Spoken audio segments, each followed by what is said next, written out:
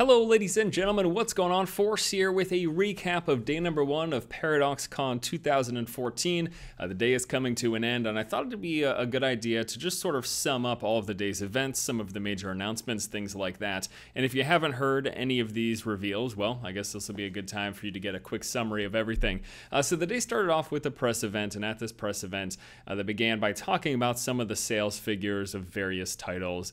Specifically offhand, I recall that Magic has sold over 2.5 million copies, which congratulations, kudos to Paradox, because that is a fantastic game, and I'm glad that it has brought them some success. Specifically, those numbers, it's pretty decent, it's pretty respectable, 2.5 million units moved.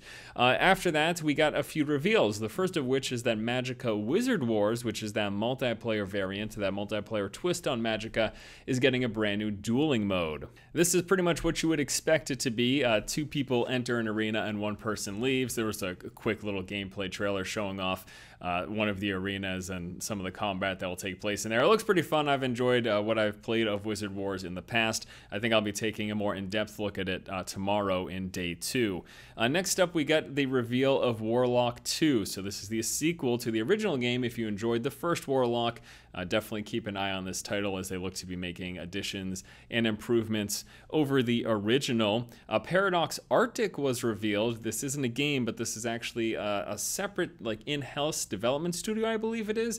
Specifically, though, it's a developer that will be focused on continuous efforts for War of the Roses. So, as you know, we've got War of the Vikings coming up, which is sort of like the spiritual successor to War of the Roses, but Paradox does still have a development team that will continue to focus on adding content to War of the Roses, even though they also have War of the Vikings in the pipeline.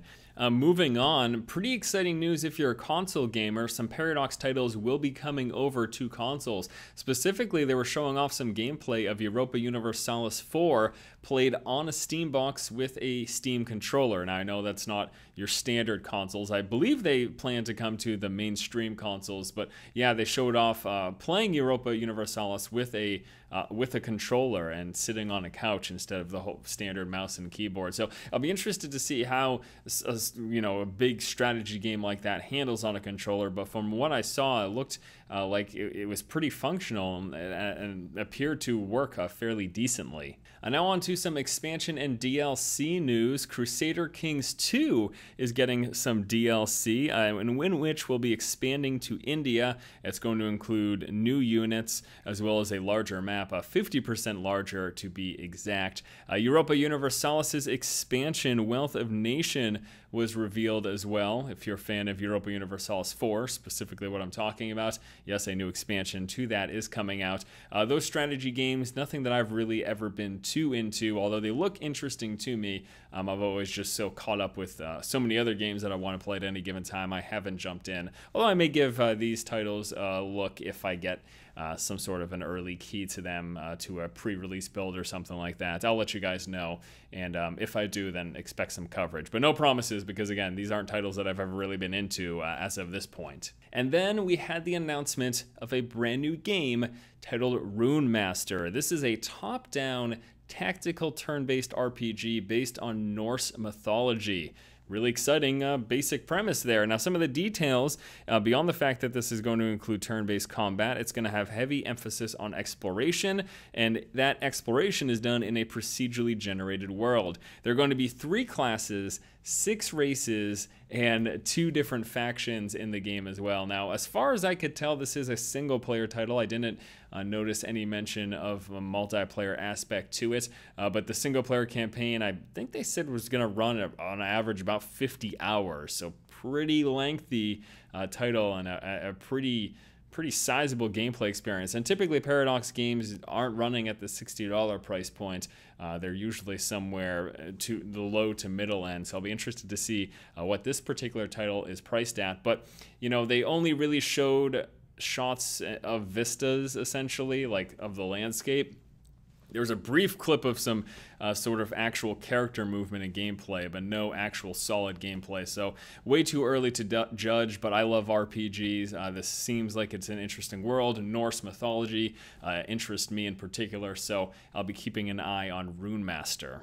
And then the last big reveal was Hearts of Iron 4. This is the World War based game. World War II, I think, is what it focuses on. And it just looks like they've made improvements to the Hearts of Iron series. You know, just like Europa Universalis or Crusader Kings, not a genre or style of game that I've ever really been into, but I did get a chance to sit down with some of the developers working on this project and actually see the game in action. And it seemed intriguing, I have to say, even though I haven't dived into these types of games. You've got the whole world map focusing on the war, and you're commanding troops, and you're able to draw in battle plans to invade in different countries and take your troops. You work on production and political stuff. I mean, it's a really... It's a great undertaking. That's why they're called grand strategy games, I would assume.